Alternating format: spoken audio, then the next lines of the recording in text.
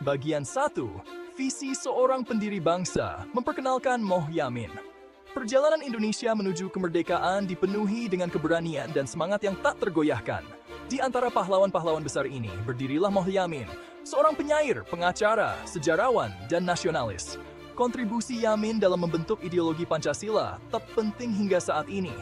Perannya dalam BPUPKI sangatlah penting. Visi Yamin melampaui sekadar pembebasan dari penjajahan.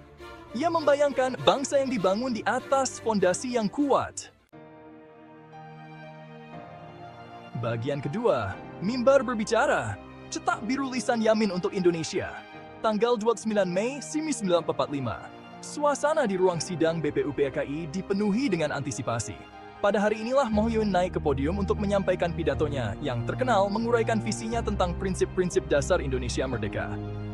Saudara-saudaraku sebangsa dan setanah air, saya mengusulkan 5 prinsip kunci yang merangkum esensi identitas dan aspirasi Indonesia kita. Prinsip-prinsip ini akan menjadi panduan bagi bangsa kita yang baru merdeka, peri kebangsaan, peri kemanusiaan, peri ketuhanan, peri kerakyatan, dan kesejahteraan sosial. Prinsip-prinsip ini berakar kuat dalam sejarah dan budaya kita, mencerminkan nilai-nilai yang telah mempersatukan masyarakat kita yang beragam selama berabad-abad. Kefasihan Yamin dan kejelasan visinya meninggalkan jejak yang tak terlupakan pada proses BPUPKI. Usulannya memicu debat dan diskusi yang hidup, membentuk arah musyawarah selanjutnya. Bagian ketiga, peri kebangsaan, jiwa sebuah bangsa. Di jantung visi Yamin untuk Indonesia terletak prinsip peri kebangsaan, yang sering diterjemahkan sebagai nasionalisme atau kesadaran nasional. Bagi Yamin, ini melampaui sekadar persatuan wilayah. Ini mewakili identitas bersama, rasa memiliki terhadap suatu kesatuan yang lebih besar yang melampaui perbedaan etnis, agama, atau bahasa. Yamin menyadari kekayaan budaya dan tradisi yang membentuk Indonesia. Ia percaya bahwa keragaman ini bukannya menjadi sumber perpecahan, justru merupakan sumber kekuatan. Peri kebangsaan, seperti yang dibayangkan oleh Yamin, menyerukan persatuan dalam keragaman. Ini menekankan pentingnya mengakui dan menghormati identitas unik dari berbagai kelompok di Indonesia, sambil mendorong rasa tujuan dan takdir bersama. Prinsip ini sangat penting dalam mempersatukan Nusantara yang beragam di bawah satu bendera nasional. Ini mengakui martabat dan nilai yang sama dari semua warga negara Indonesia, apapun latar belakang mereka. Prinsip ini meletakkan dasar bagi sebuah bangsa, di mana persatuan dan kerukunan akan menang atas perpecahan dan perselisihan. Bagian keempat, peri kemanusiaan. Kemanusiaan sebagai prinsip panduan. Prinsip kedua Yamin, peri kemanusiaan, menggarisbawahi pentingnya kemanusiaan sebagai prinsip panduan bagi negara Indonesia. Prinsip ini menekankan martabat dan nilai setiap manusia, mengadvokasi masyarakat di mana keadilan, kasih sayang, dan empati akan menang. Yamin percaya bahwa suatu bangsa hanya dapat benar-benar makmur ketika menjunjung tinggi hak dan kesejahteraan semua warganya. Peri kemanusiaan menyerukan diakhirinya segala bentuk diskriminasi dan penindasan. Ini mempromosikan masyarakat di mana setiap individu, apapun latar belakangnya, akan memiliki kesempatan untuk mencapai potensi penuh mereka.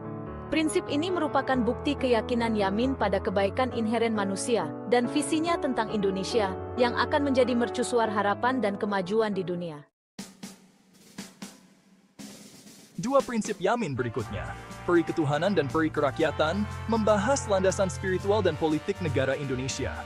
Peri ketuhanan, yang sering diterjemahkan sebagai kepercayaan kepada Tuhan, mengakui pentingnya iman dalam masyarakat Indonesia.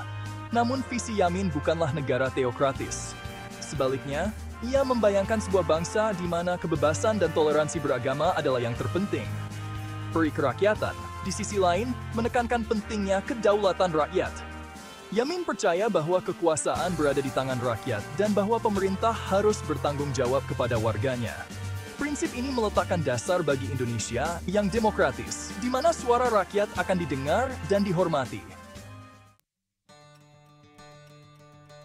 Prinsip terakhir Yamin, kesejahteraan sosial, berfokus pada pentingnya keadilan sosial dan kesejahteraan semua orang Indonesia. Ia percaya bahwa bangsa yang benar-benar merdeka memiliki kewajiban moral untuk memastikan kesejahteraan rakyatnya, berjuang untuk masyarakat di mana setiap orang memiliki akses kebutuhan dasar dan peluang untuk berkembang. Kesejahteraan sosial mencakup berbagai aspirasi, mulai dari kesetaraan ekonomi dan akses ke pendidikan dan kesehatan, hingga perlindungan lingkungan dan promosi kerukunan sosial.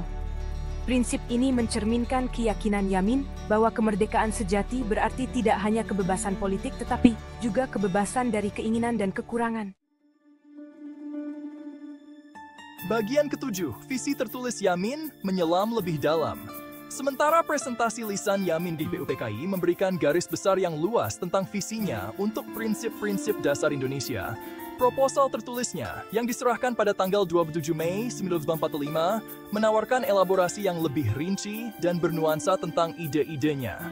Dokumen ini, berjudul Asas dan Dasar Negara Kebangsaan Republik Indonesia, memberikan penelusuran yang lebih dalam tentang pemikiran Yamin, mengungkapkan kedalaman pengetahuannya dan ketelitiannya dalam mendekati tugas membangun bangsa. Proposal tertulis Yamin menyelidiki dasar-dasar historis, filosofis, dan hukum dari prinsip-prinsip yang diusulkannya.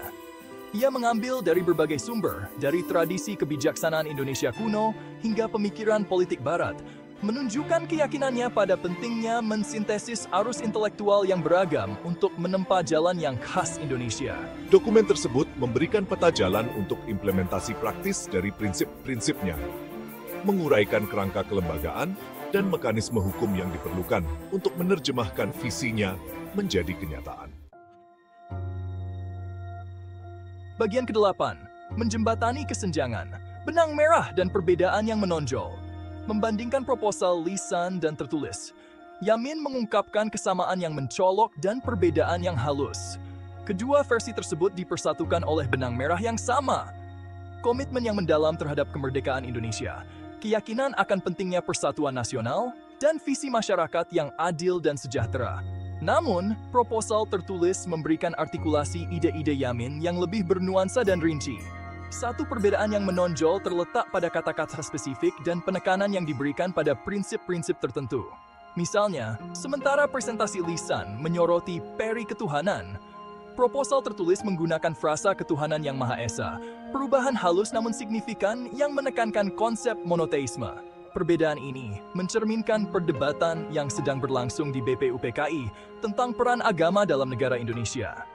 Demikian pula, proposal tertulis memberikan penjelasan yang lebih rinci tentang konsep kesejahteraan sosial, menguraikan bidang kebijakan khusus yang memerlukan perhatian. Bagian ke-9, warisan abadi Yamin membentuk identitas Indonesia.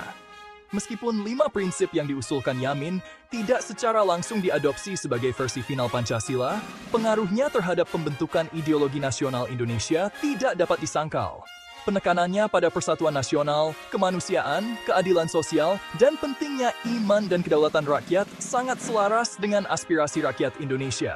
Ide-ide Yamin, bersama dengan kontribusi para pendiri bangsa lainnya, memberikan landasan intelektual dan filosofis yang menjadi dasar pembangunan Pancasila.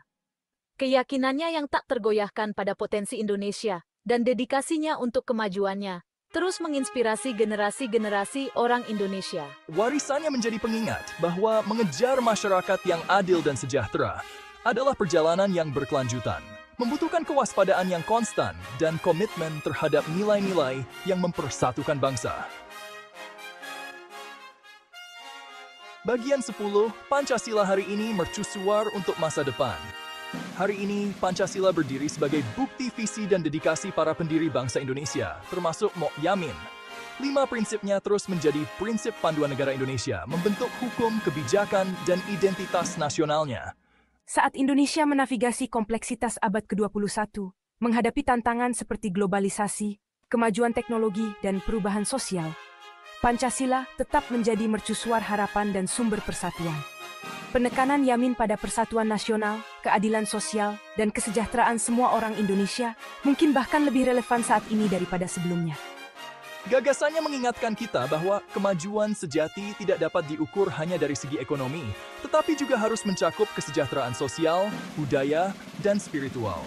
Seiring Indonesia melanjutkan perjalanannya untuk menjadi masyarakat yang lebih adil, sejahtera, dan setara, warisan Mo Yamin dan kontribusinya terhadap prinsip-prinsip dasar Pancasila akan terus memandu bangsa menuju masa depan yang lebih cerah.